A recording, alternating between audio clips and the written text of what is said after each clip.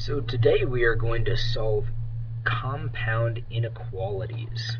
We've actually solved compound equations before, but just didn't know they were called that. Well, absolute value problems had two answers. Well, here we're going to have inequalities, and we're setting up two different inequalities solved at the same time.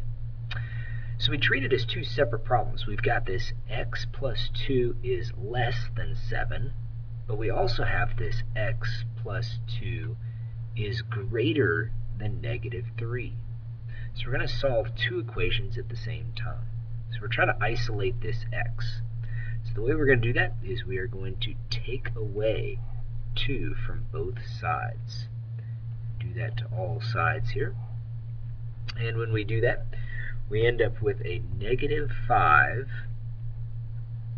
is less than x. And now these 2's canceled out, so all we have left is the inequality sign to write, and the constant it is 2. So x is greater than negative 5, and x is less than positive 5. So this is considered an AND statement. And AND statements always come together when we draw the graph. So we might put 0 here to show that it's in between these two numbers, negative 5 and positive 5. So we're going to draw each graph separately. We'll start with this first one. X is greater than negative 5. Greater means we're going to have an open circle on the negative 5, showing that negative 5 is not a solution. However, the values of x have to be bigger than negative 5, so the line's going to go off in this direction. Well, let's take a look at this next one. It says x is less than positive 5. So less means not equal to, but smaller. So that means the values of x have to be less than, or go in the opposite direction. So the values of x are in between these two numbers. And so we refer to this as an AND statement. An AND statement because both inequalities work with each other. The values of x have to be greater than negative 5, but less than positive 5. So it's every value in between. So another term they use is conjunction. And conjunction means that the values are in between two numbers, just as I had stated before. So we'll try another one similar to that. It's another AND statement, or conjunction. So let's take a look at it. Let's say we had 5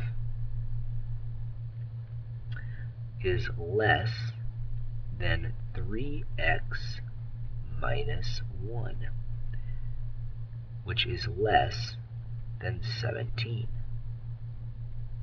So we have the same sort of concept here, except this one requires one extra step. We want to isolate this x, so we have to undo this equation by doing the opposite of a minus 1, which is plus 1. But we need to add 1 to all sides, to both inequalities. So we go ahead and do that, and we're left with a positive 6. Positive 6 is less than 3x, which is less than 18.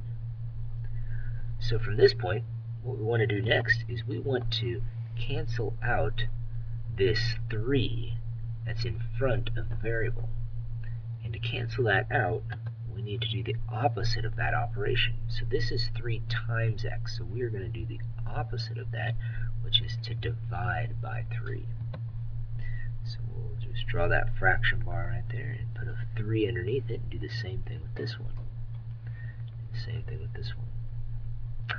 So from that point, once we've divided by 3, we've got our endpoints to our compound inequality. 2 is what we get when we divide 3 into 6. Here we're just left with the x.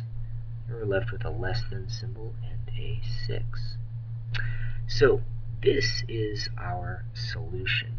This is what we're going to end up graphing. Just like over on this one here, we graphed the negative 5 is less than x, x is less than positive 5. Those are the solutions. You can put those two in your answer column. And then also along with this graph.